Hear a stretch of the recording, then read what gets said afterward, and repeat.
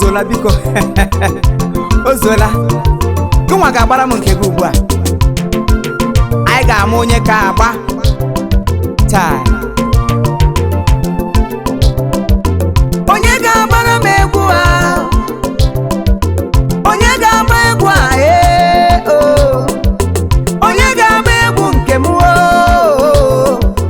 onye ga-agbara m egwu a ya rị m obi mma onye ga-agbara m egwu a ya atọ m obi honey honey nwunye m ga-agba egwu a maka ọma agba nwunye m ga-agba egwu a ọgbaba ya na-adị m mma nwunye m ga-agba egwu a egwu ịfụnanya enweghị m right ile nwaanyị anya ọzọ n'iru onye chi nyere m ya ga-agbara m egwu onye chi jikọrọ m na ya ga-agbara m egwu obi dị m ụtọ maka na ama m nọ m agba obi na-asa m ụtọ maka na ama m nọ m agba mgbe ọ ga-agba egwu a ọ ga-eme ụnụ hwa m n'anya mgbe ọ ga-agbara m egwu a ọ ga-atụ ụnụ honey honey onye nọchiere egwu ụzọ nụ hapụ ya gbabara m egwu nwunye m pụtawo nwunye m bịawazie ọnọ m n'obi pụtawo ihe gị na-adị m mma nwunye m bịawanuo n'ọrụọla n'omume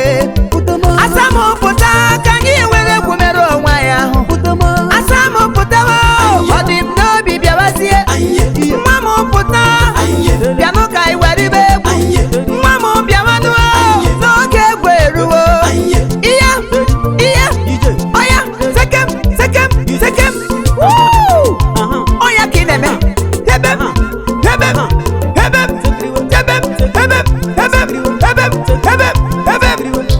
oyoyo nwa ka ịbụ I know and I like it ọkwa ị hụrụ ihe a kpọrọ marriage ọ na-asụ ụsọ ma unu ghọta onwe unu chai ụmụ Igbo niile unu ka m na-akpọ okwu a di na nwunye ọ bụ unu ka m na-agwa onye hụrụ nwunye ya n'anya ya biko gụọra ya egwu onye hụrụ di ya n'anya kulie gbara ya egwu egwu m na-agụ ọ bụ egwu ịhụnanya ihe eji mara m ọ bụ egwuregwu chifu ịmụba anyị egwu gị na-adị m mma onye hụrụ m n'anya bulie gbara m egwu kpọrọkpọtọ mkpọ ọya ije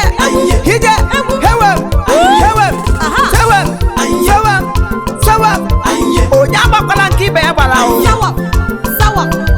egwu a bụ egwu a na-agba na-eme ngala ijide nwunye gị aka ụna na-eweri egwu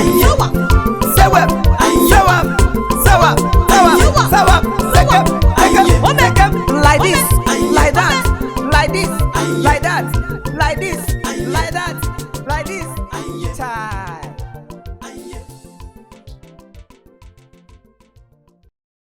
Gọzie nne m, Chineke gọzie nne m, gọzie ndị nne o, Chineke gọzie ndị nne. Alright, ọwụmụ nwa ka ọkwa nwanne unu nwoke, nwa unu nwoke, enyi unu nwoke, onye na-eme unu obiọma, onye na-eme ka obiọma na-akpa unu mgbe niile. ọmụaka na-eti Chief Imo worldwide longinus anọkwute ekelela m Chineke maka unu niile ndị kiriri egwu a wonderful music. You know, sometimes so many people na-aje Chief Imo hapụla comedy kụba egwu. All right, asa onyinye amara Chineke bara ụba onye ọbụla o nyere nke o nyere ya mee gịnị ajiri ya gara ya ozi. I have been singing. I didn't just start. Ibidoro m gụba egwu taa. I've been singing from mgbe m ha ka nwa uriom ọkụkọ mgbe nwa sese ọkụkọ. For those of you who know what nwa sese is. Mgbe m ka nwa sese ka m bidoro na-agụ egwu bidoro m ya taa. And today you know that I see a man's gift make it away for him.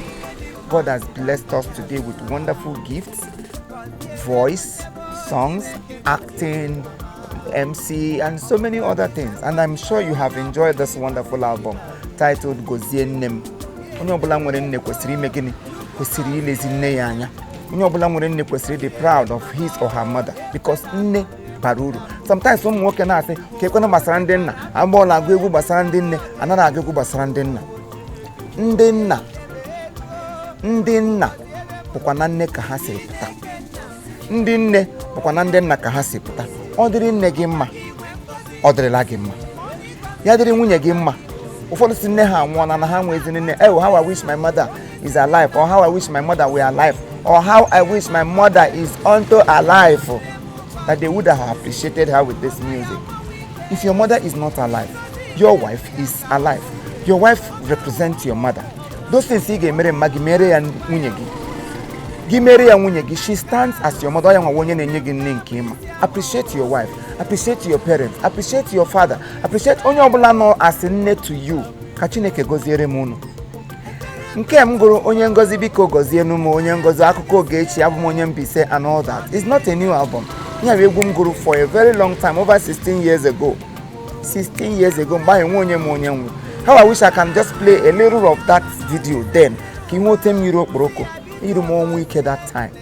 But today, I decided to redo it, to refresh it because I'm no so many good message for our people, for you, me, and in the society.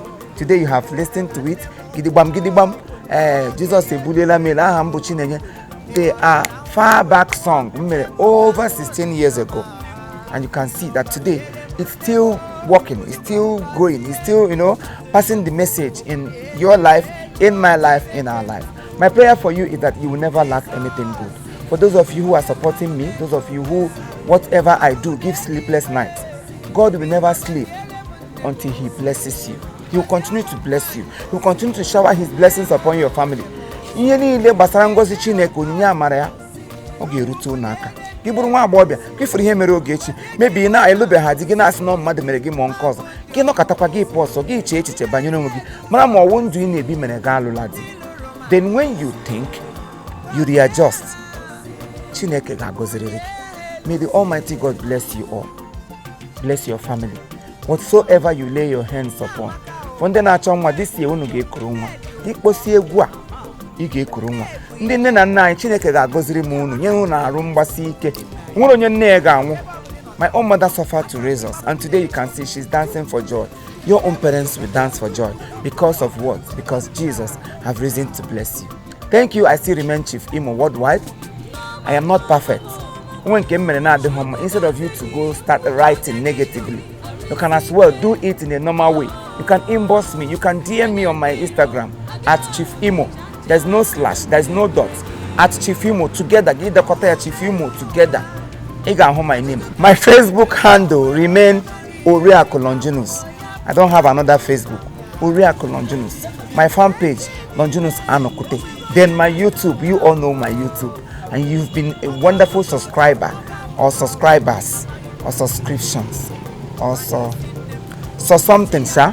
So please keep subscribing to our YouTube channel at Chief Imo Comedy. God will subscribe into your account. His blessings will locate your family. Thank you. Thank you as you keep enjoying my music. Expect more from us. Bye bye. Thank you.